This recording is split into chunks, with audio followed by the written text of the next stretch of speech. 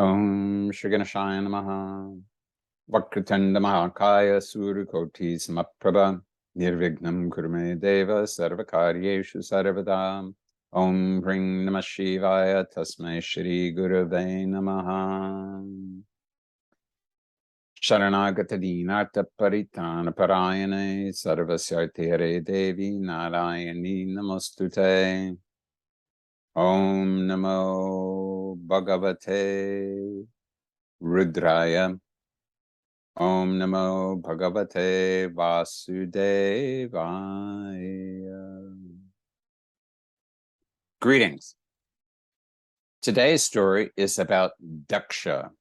Daksha and his Yaga or Yajna. Yaga and Yajna both mean sacrifice, big Vedic sacrifice, usually. And Daksha was a Prajapati, which is very similar to the word in English, progenitor. So he was the son of the creator, Brahma. And the word Daksha means the skilled one. Some people say he was called that because he was skilled at all the tasks he was doing as the progenitor of the world.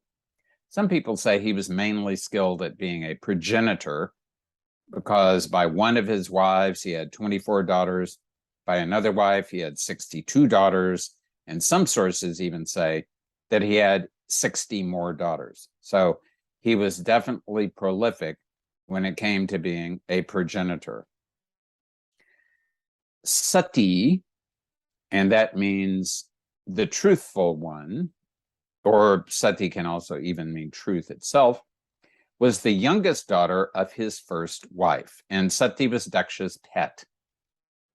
Sometimes she was even called Dakshayani because Daksha means Daksha, and Ayana means path.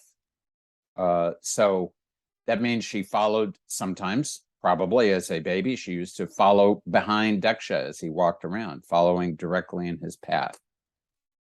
As she got older, however, as is so often the case, there came to be a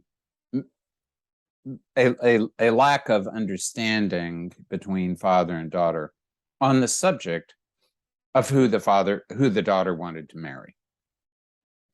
The father wanted her to marry some powerful rishi or muni or devata, god, some powerful astral being, because that would improve the standing of Daksha's family. There would be a marital alliance, etc. And Sati, from an early age, fell in love with Shiva. And Shiva was not the kind of person that Daksha felt would fit well into the family. He was not the sort of person that fit well into any society, in fact. He led a very modest life. He wore an animal skin. He smeared the ashes of cremated bodies on his body. He had thick dreadlocks, thick locks of matted hair. And he was focused on samadhi. He was focused on being connected to the supreme reality. Moreover, he didn't have a fancy palace. He lived on Mount Kailash in the Himalayas. He didn't make any distinction between good individuals and bad individuals. In fact, his ganas, his followers, were mostly ghosts, demons, goblins, ghouls, and other vampires, other negative individuals. Negative from the point of view of Daksha.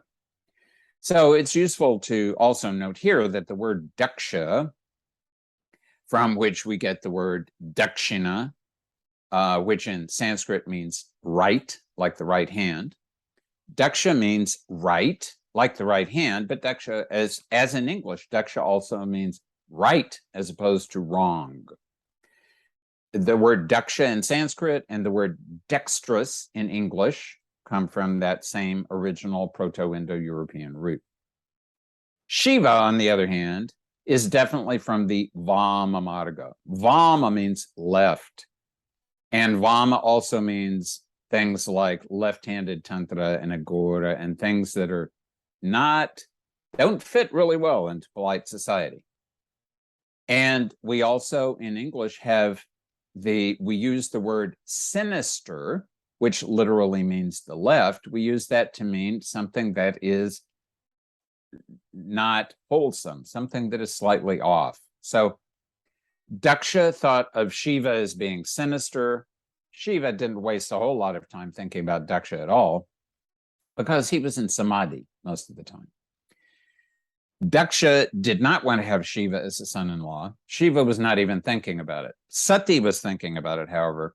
She was focused on Shiva, and Shiva, after probably quite some period of time, started to notice that she was focused on him and checked the Rananubandhanas and noticed that apparently I'm supposed to marry her. But he thought, what's the hurry? Let's see how this works out. He was noticing her because she was undergoing severe austerities.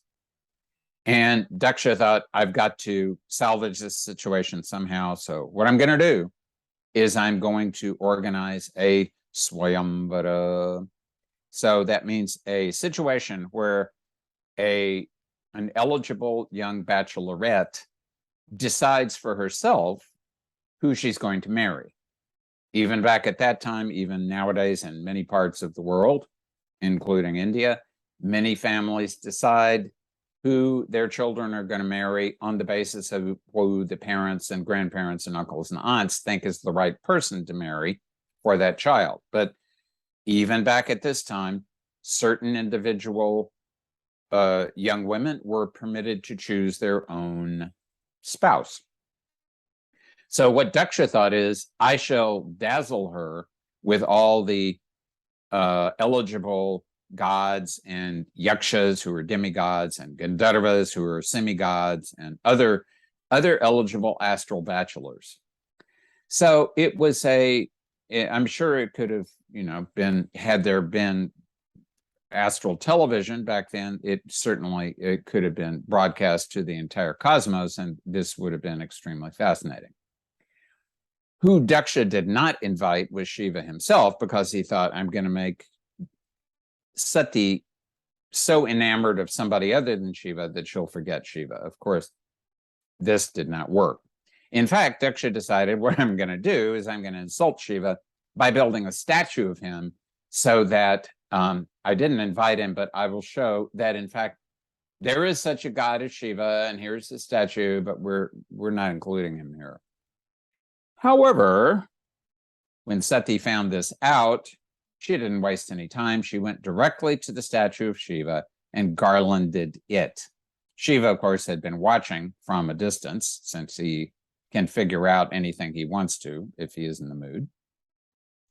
So as soon as she did that, he appeared and said, "Oh, Sati, you have garlanded my statue. I accept you as my wife, and let's go to Kailash." Obviously, I'm paraphrasing, but this is the basically what he said. Daksha naturally was disappointed, and but he had a bunch of other daughters, so he was thinking, well, I mean, my pet has gone off with Shiva, but this is fate. What shall I do? Egad. But he was just disappointed until Brahma, his father, the creator, conducted a huge yaga, a huge yajna, a huge sacrifice. And all the Prajapatis, gods, kings of the world, everybody who was important in the cosmos were all invited, including Shiva and Sati, because Brahma knew better than to not invite Shiva, because Shiva had already chopped off one of his heads. So Brahma was a chastened person. And he could have advised his son, Daksha, about this, and maybe he did, but in any event, Daksha had a more than healthy ego. And so everybody had been invited, everyone was there. Daksha made his appearance last because he wanted, as a result of his overly healthy ego, he wanted to show everybody just how important he was. So he sashayed in. Daksha. Oh, and everybody knew how important Daksha was. So everybody rose and they showed reverence for him, except Brahma, because Brahma was his father. Why would he can't show reverence to his son? It's a vice versa thing. And Shiva did not rise because Shiva was his son-in-law and the son-in-law of his favorite daughter. And in India, I'm guessing here, but definitely it is the case that in India, after a girl is married and goes to a different family, there is the father-in-law and son-in-law, there are very strict rules about how they interact. So Shiva was following one pattern of interacting behavior, and Daksha clearly thought that he should be standing up. Daksha took this as an insult, and he decided that he was therefore going to insult Shiva in a similar kind of way. So now Daksha is royally pissed off. His ego has been hurt, and he is thinking, I have to teach this Shiva a lesson. So after some time, after the excitement of this particular sacrifice had died down, Daksha announced his own grand Yaga, yajna, sacrifice, similar to the one that Brahma had just performed. The famous Rishi Bhrigu was invited to preside over the event, and he accepted, and all of the gods and Prajapatis and kings of the world, etc., who had been invited to Brahma's sacrifice were invited to Daksha's sacrifice, except for Shiva and Sati. And this, of course, was a major problem. But Shiva did not feel terribly bad about it because he knew that Daksha had been, Shiva knows these things. Shiva knew that Daksha had been pissed off. Shiva knew that Daksha was trying to insult him. So Shiva was thinking, he is my father-in-law. I know how tenderly Sati feels about him. I am not going to, I could easily chop his head off, but that would needlessly make my wife unhappy. I'm not going to do that. I'm simply going to sit quietly and ignore the situation. So the sacrifice began. And the interesting thing, of course, about the sacrifice is these sorts of sacrifices is they can go on for long periods of time, sometimes weeks, sometimes months, sometimes even years. So this was an ongoing thing. This was not like, let's show up and we will have a sacrifice for a few hours and then we'll quit and all go back to our homes. No, this was an ongoing deal. And there were individuals who were feeling uneasy about this from the beginning. One prominent one among them was a very prominent rishi named Dadichi. And the Kurma Purana, a important holy text, the Kurma Purana, describes the interaction between this sage Dadichi and Daksha. And while the sacrifice was going on and certain offerings were being made, Dadichi noted that nothing was being offered to Shiva or to Sati, and no hymns allotted to Shiva were being recited. And it is true that Shiva, in his original version as Rudra, who is a storm god, Rudanti Dravanti, he who makes your tears flow, very powerful, but not particularly auspicious. In fact, sometimes Rudra is called Shiva in the texts, not as in the Veda, not as a name, but as an epithet. You are auspicious, kind of saying, actually, you're not that auspicious, but we are saying you're auspicious because maybe if we do, you'll start behaving kind of sort of in an auspicious way, maybe. Thank you. But despite being relatively inauspicious, Rudra was still allotted part of the Vedic sacrifice. Now, admittedly, he was only allotted the uchishta. He was allotted the leftovers, but still he was being given something. Daksha, however, was giving him nothing. And Dadichi said, you better not do this. You are insulting Shiva. You are altering the dispensation of the Vedas, according to which various devatas, various gods, get various portions of the sacrifice. You may be adept, but you're not that adept. You may be a clever guy, but you're not that clever. And Daksha said, oh, yeah? And Dadichi said, yeah. And Daksha said, well, who cares for you? And Dadichi said, well, I care for me, and I care for my health, safety and health. And this is not going to go well because you're insulting Shiva. So I tell you what, goodbye. I'm leaving the yajna. And off he went. And of course, possibly this is because he may have not wanted to get beheaded again. He had already been beheaded once. Why and how? Because Dadichi had a special kind of knowledge called the Madhu Vidya. Madhu means sweet, Madhu means honey, but in this case, Madhu means the nectar of immortality. And so he had this ability to create immortal beings. And this made Indra, the king of the gods, very insecure, because Indra is also always very insecure, because Indra is always afraid that somebody else wants to become the king of the gods. This is, whenever you get to become king or president or prime minister or whatever it is, you would think, you should have no worries anymore. In fact, your worries are even bigger, because you can be sure somebody wants to take you down and replace you. So Indra was very insecure because he knew that Dadichi had this knowledge that he did not have. And then he became more insecure when he discovered that the Ashwin twins wanted to learn this Madhu Vidya. So Indra said, oh yeah, that's not going to happen. So Indra swore an oath, and that oath was, whoever teaches the Madhu Vidya to the Ashwins, I shall behead, I shall chop the head off of. And so this naturally created a little bit of a problem. But the Ashwin twins decided that they would still like to have this Madhu Vidya, and they figured out a way to do it. So what they did was they first said to Dadichi, teach us the Vidya. And then what we'll do is put another head on your body after we chop off your head.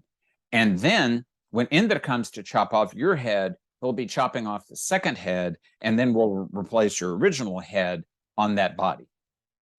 The Ashwins are the physicians for the gods, and the Ashwins are well known for replacing limbs that have been chopped off and doing all kinds of interesting surgical operations that are even difficult to do nowadays. They replaced Dadichi's, and they went ahead with this plan. They replaced Dadichi's head with the head of a horse. Indra was very pissed off, came around, reached Dadichi, chopped off his head without really looking at what was going on, because otherwise he would have noted Dadichi had a horse head, and then he would have thought, how did Dadichi get the head of a horse when he didn't have one yesterday? But he was just annoyed, and he just beheaded him. And then, as soon as that head was removed, the Ashwins replaced Dadichi's original head, revived him with the Madhu Vidya that he had taught them, and then Dadichi started to become known as Ashva Shirsha, Ashva meaning horse and Shirsha meaning head. And this is very interesting because, of course, the Ashwins are twins, and they have the heads of horses.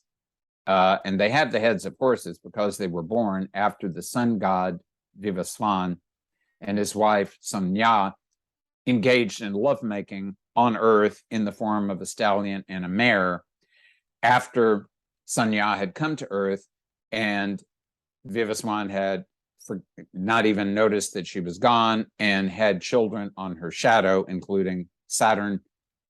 That's a whole different story. But the point is that horses were involved in this whole situation. Dadichi had already been beheaded. He didn't want this to happen again, and he decided to say, Sayonara, Daksha. And of course, this also is very much tied in with the story of Venus, the planet Venus, otherwise known as Shukracharya, and the son of Jupiter, Kacha, who came to Shukracharya, who had the Sanjivani Vidya, which could bring the dead back to life. And Kacha fell in love with Shukracharya's daughter, Devyani. And then the Asuras, who in Shukracharya, Venus is the guru of the Asuras. They didn't like that, so they killed Kach. Shukracharya brought him back to life. They killed him again, brought him back to life. This time they incinerated him. They mixed the ashes into some alcohol, some kind of mead or something like that. Gave it to Shukracharya. He drank it down. And then when Devyani insisted that he bring Kach back to life again, he noticed that Kach was in fact in his stomach because he had drunk him. And then he had to teach Devyani the Sanjivani Vidya, and Kach was listening from his belly. And then Devyani brought Kach back to life. Kach exploded Shukracharya. Kach and Devyani brought Shukracharya back to life. And again, it was this similar kind of thing. Okay, it was not a head being chopped off, but it was very similar. And this is a noteworthy thing to note here, because Shukracharya was the son of the Rishi Bhrigu, who was running Daksha's Yaga. So Dadichi, who was paying attention to this situation, realized that the situation was not at all good. Bhrigu, who should have been paying attention, apparently was not paying attention, maybe because he was, who knows, proud of being chosen to manage Daksha's sacrifice. Anyway, everything would have been fine had Sati not come to know that there was a big sacrifice going on. And Sati said to Shiva, let's go to the Yaga. Let's go to the sacrifice. And Shiva said, well, we weren't invited. It's not at all appropriate to come to this experience, this sacrifice, because we haven't been invited. And Shiva pointed out, we were deliberately not invited. You know, your father doesn't like me. You know that he feels that we insulted him. You know all of this stuff. He didn't want us to get married in the first place. Let's just let it go by. Why? But no, she became obstinate. She became determined that she needed to go. And she had this entire rationalization in her head. I am his favorite daughter. There's no formality between us. That's why he didn't invite us, because I don't need an invitation. Let's go. And Shiva said, no, let's not go. But she pleaded and begged and wheedled. And after a while, Shiva said, okay. Why don't you go? I'm not going to go because he'll just get even more royally angered if I happen to show up there. And that is not going to be good for anybody. So why don't you just go? You can take Nandi here, the bull on whom we ride around, and he can go with you. And here are some of my ganas, some of my ghouls, goblins, etc. They can go as your retinue. And I'm staying here. I'm going to monitor the situation. Everything will be fine, maybe. And just go. Don't hang around for a long time and come back. Thanks. See you soon. And so Sati went, and she arrived there. And she tried to meet her parents and sisters. And reluctantly they met her, but they had an eye on Daksha, who they didn't want to know they were meeting Sati. And Daksha, of course, was avoiding Sati entirely. He was behaving very arrogantly. He kept snubbing her when she tried to meet with him in front of various dignitaries, but she kept trying to meet him, and eventually he felt like he simply had to tell her what the situation really was. So he said, Sati, you were my pet, but those days are gone now. You have grown up. You have married Shiva. And unfortunately, Shiva is an atheist who lives in a cremation ground. You were not fit for polite society anymore because this was your choice. You chose. I did not marry you to him. You chose. And you chose to go live in this outcast society. You have abandoned good society. The good people, honestly, they don't really want to have anything to do with you anymore. And I'm speaking for them because I am the number one good person, because I am Daksha. So please, please just slink off and stop pretending that you belong here anymore. So Sati, who had been feeling kind of, bubbly and effusive and so on, all of a sudden sobered up instantaneously. And she thought, oh my God, I am feeling great remorse because I did not listen to my husband, Lord Shiva, who, after all, is one of the supreme gods of the cosmos and spends all of his time in samadhi focusing on reality. And I was blinded by my love for my father, who does not deserve it. So she said to her father, and I am paraphrasing, you don't have any clue what you're up to. You don't have any clue of the distance, the difference between you and Shiva. You are arrogant. You're haughty. You have been blinded by your pride. I'm going to curse you now. And I'm going to curse you that Shiva, who is going to be very annoyed by what's going to happen right now, is going to destroy you, destroy all of this empire of yours that's existing in your head. You are going to now experience reality in a very direct kind of way. And I'm not going to be around to see it because I feel polluted by this body that I am carrying around that has emerged from you. I can't carry this anymore. So, awakening her Kundalini energy, she incinerated herself from the inside, left her body, and departed. Various onlookers tried to save her, but all they could save was her body that had been burnt from the inside. Of course, everybody was very shocked because, one of Daksha's daughters had immolated herself at the sacrifice. This is highly, highly, highly inauspicious. Nandi, Shiva's Vahan, Shiva's vehicle, and the Ganas, the attendants of Shiva who had arrived, said goodbye to all of you. We're not going to say we hope that things are going to go well with sacrifice, because very clearly that's not going to be the case. So they went back to Shiva. After cursing Daksha and everybody there, Bhrigu cursed them in return. There were all kinds of curses flying left and right. It did not take very long. I mean, we don't even know if Nandi got back before Shiva figured out what had happened. And he was overwhelmed with rage to the degree that he did not even bother becoming angry on the surface. He simply took one hair from his head, one single hair from his dreadlocks, his matted locks, and tossed it on the ground. Some people say that from that one hair was created Virabhadra.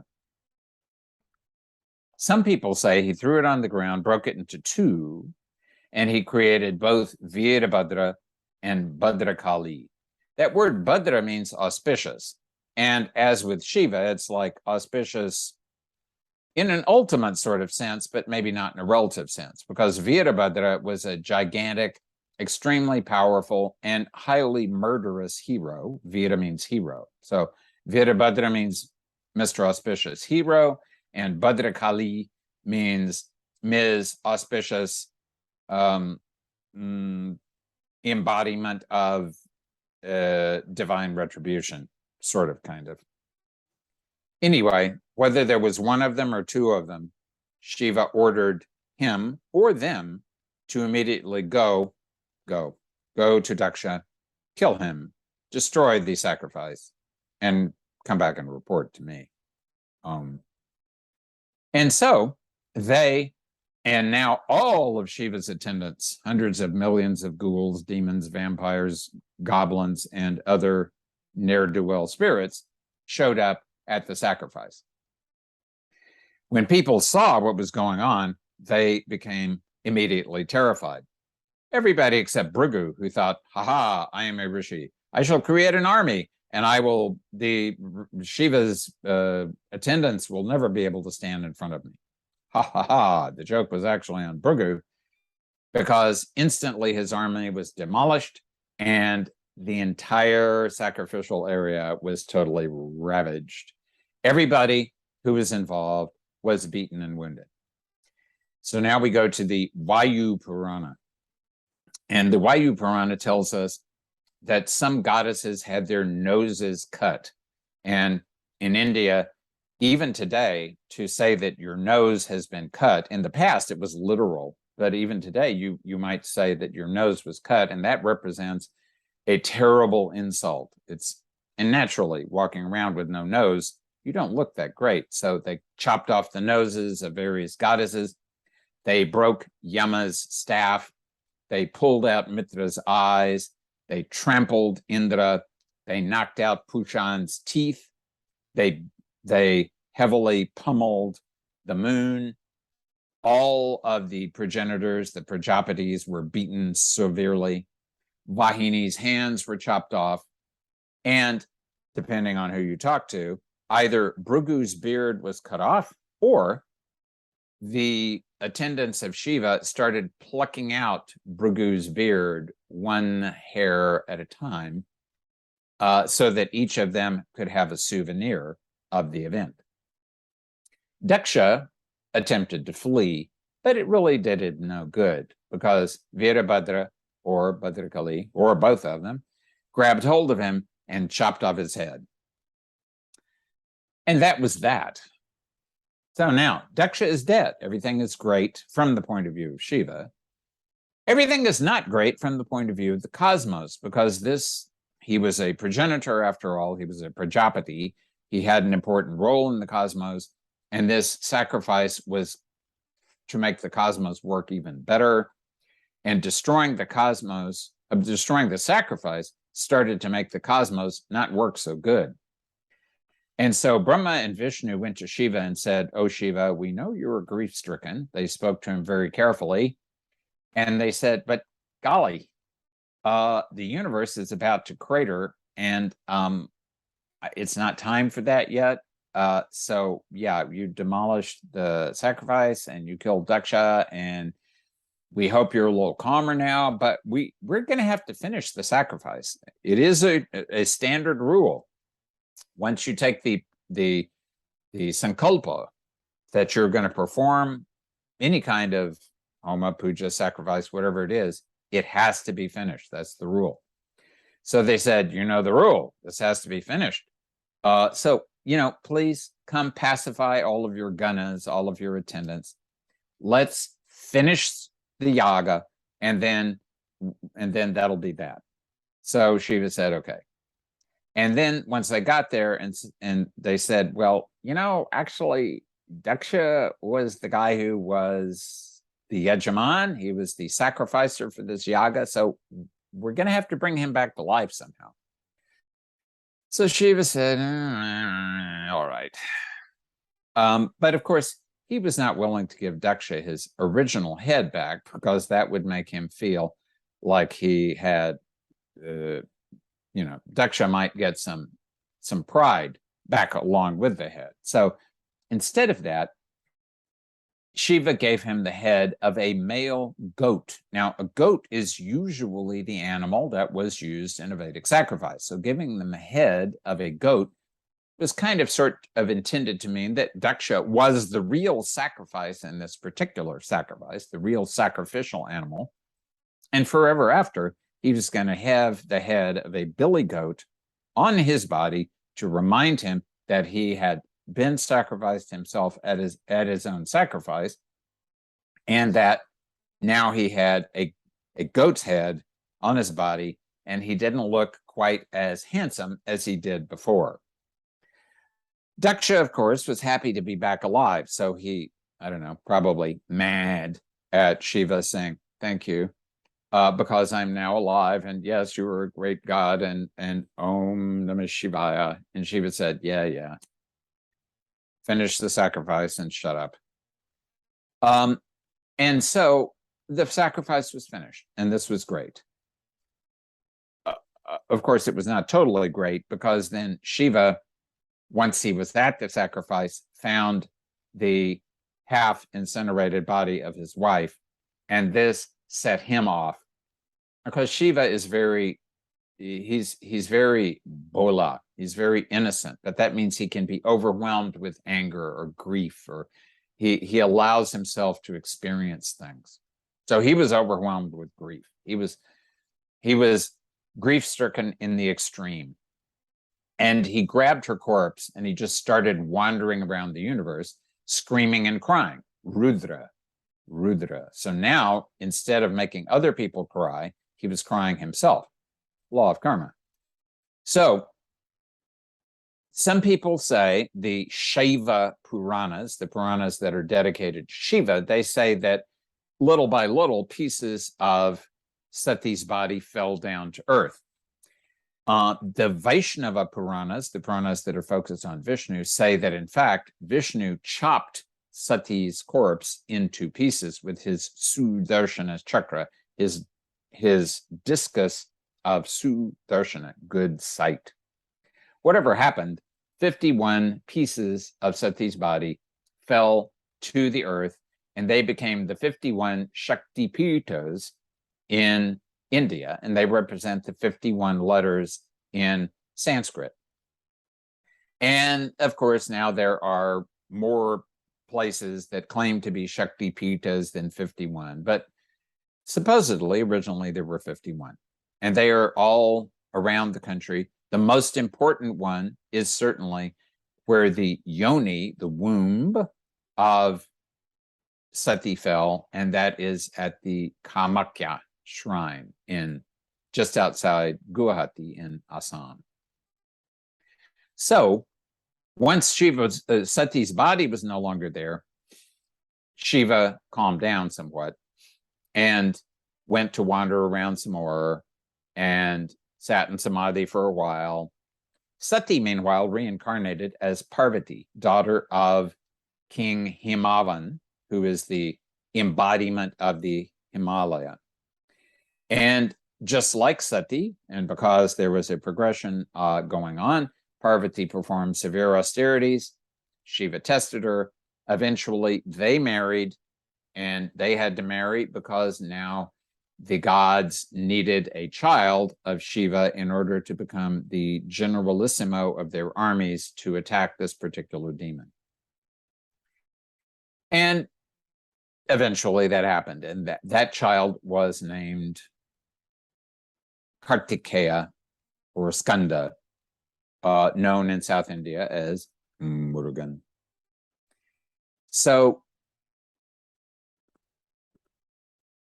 this is basically the end of the story, except that it is not completely the end of the story. And it's not completely the end of the story because now we have to look at a little bit at some of the other meanings of what this represents.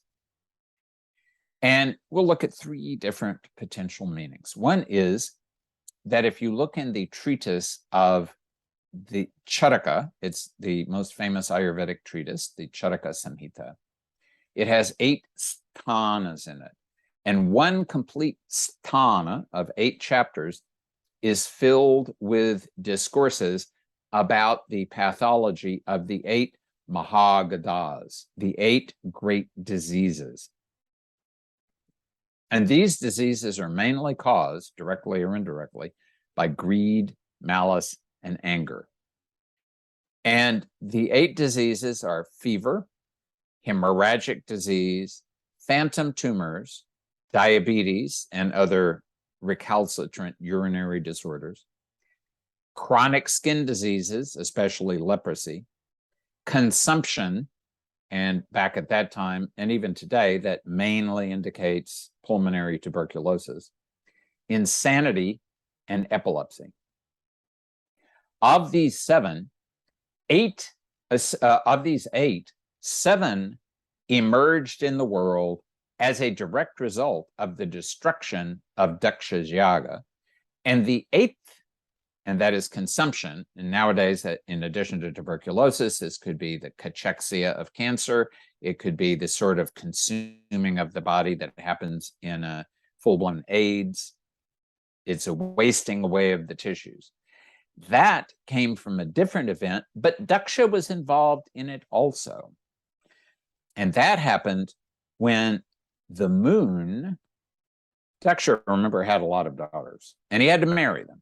And the moon elected to marry 28 of them, the 28 nakshatras. Some people say there were 27, because depending on whether you're in the Vedic world or the non-Vedic world, there were 28 nakshatras in the Vedic times, and in classical times, they got reduced to 27 for numerological reasons. And what happened was, after it is said that in the distant past, the moon was stationary in the sky. It was always full, and it was always in the nakshatra, the lunar constellation of Rohini. Rohini is, the main star in Rohini is Aldebaran. And if you want to see Aldebaran in the sky, it's not difficult to do it. It's near Orion. So the moon was married to 27 nakshatra, or 28 sisters, maybe 27. But the point is, he only was interested in one. He only lived in her mansion. He did not go anywhere else. And the other daughters, the other sisters, the other wives, they all became extremely annoyed because their husband was neglecting them. So they went to their father and they said, "Our husband is neglecting us. Please make him pay attention to us also."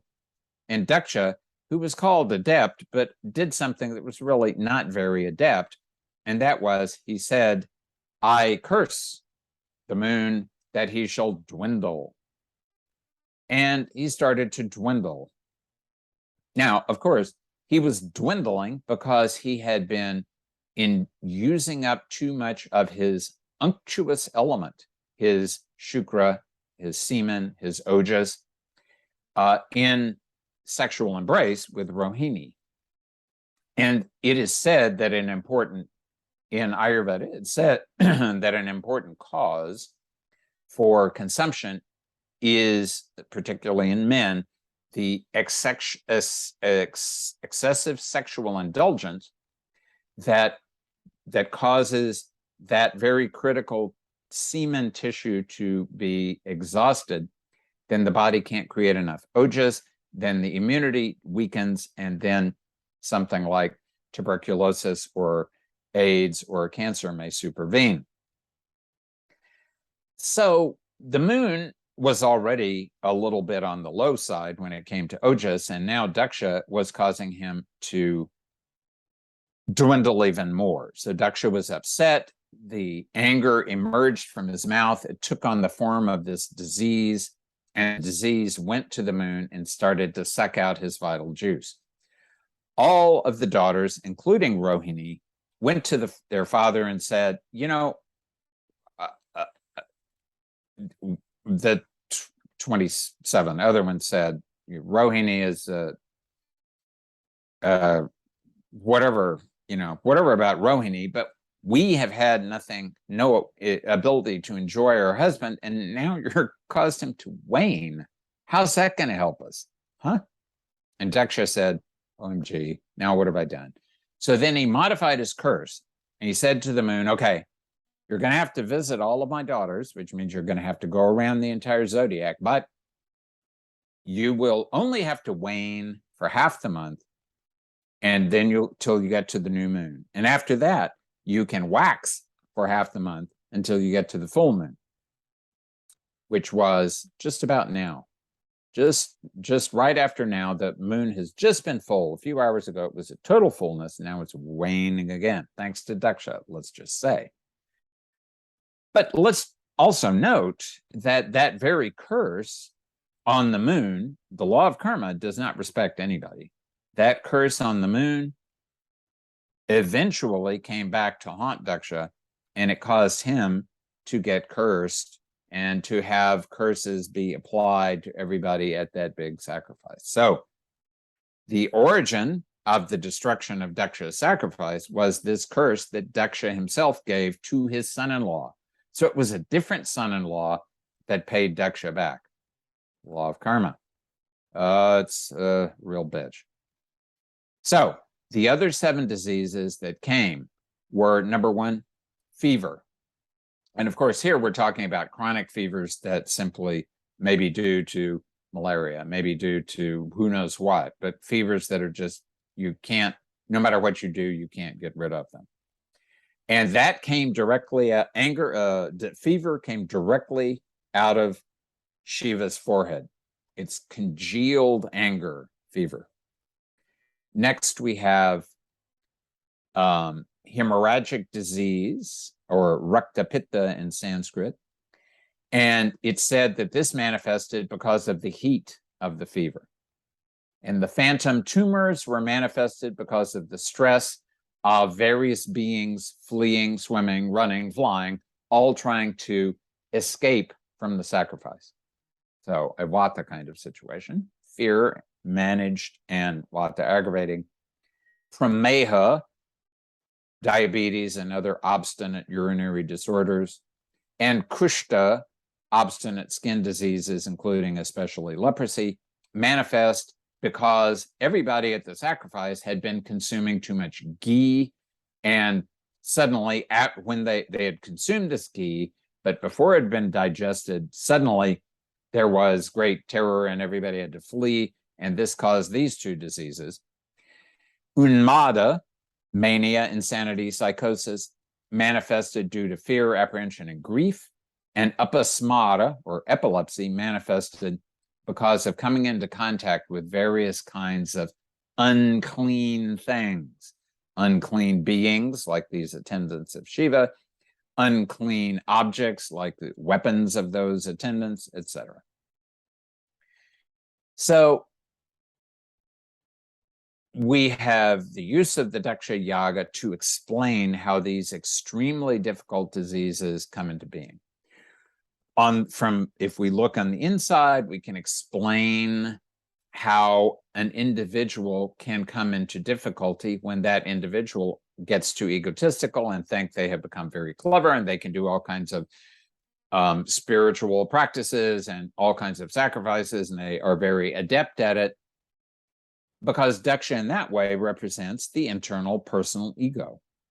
And if you try to do some kind of worship without inviting the supreme reality of the cosmos that is not concerned with distinctions like good or bad or auspicious or inauspicious, if you're trying too much to be too holy, you're going to get into trouble and possibly have your head chopped off. So Daksha represents that limited personality. Sati represents the Kundalini Shakti. Shiva represents, of course, the supreme reality. And Daksha tries to separate Sati from Shiva, but Sati goes back immediately and reconnects to Shiva. And the body is Daksha's sacrifice. And when this happens, Daksha has his head chopped off. And only if there is some blessing from someone, once you have your Kundalini Shakti really activated, are you going to be able to remain in this world. Only if Shiva is willing to bless you, are you going to get your head back, but it'll be a different head. It'll be a sacrificed head. The third way in which this story is important is that it represents, and there are other stories that represent this also, including, for example, the story of Krishna holding Mount Govardhan on his pinky finger. This represents the shift that happened in India over an extended period, let's just say between 3,000 and 2,000 years ago, when there was a shift between the Vedic way of looking at the world and the Vedic gods and the Puranic and Puranic and Tantric way of looking at the world and the Puranic and Tantric deities. So Daksha and Pushan and all Mitra and Varuna, these are all Vedic deities. And Shiva, Brahma, and Vishnu, these are all Puranic and Tantric deities. So this is a symbolic indication that there was a big shift between how human beings were interacting with the astral world and with the beings in the astral world with which we have relationships, and how those relationships were recast in the classical age when so many things changed. Sanskrit changed, Ayurveda changed, Jyotish changed, Vastu changed, everything changed.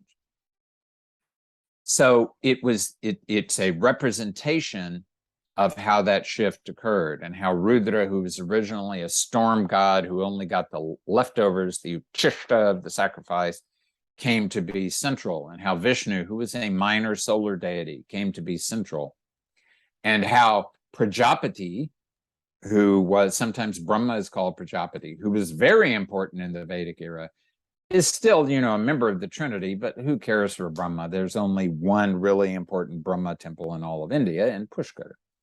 So Daksha and his yaga, his sacrifice and its destruction, is a wonderful myth that encompasses lots and lots of different things. But mainly, there is one most important moral take-home message from this, which is never insult the supreme reality.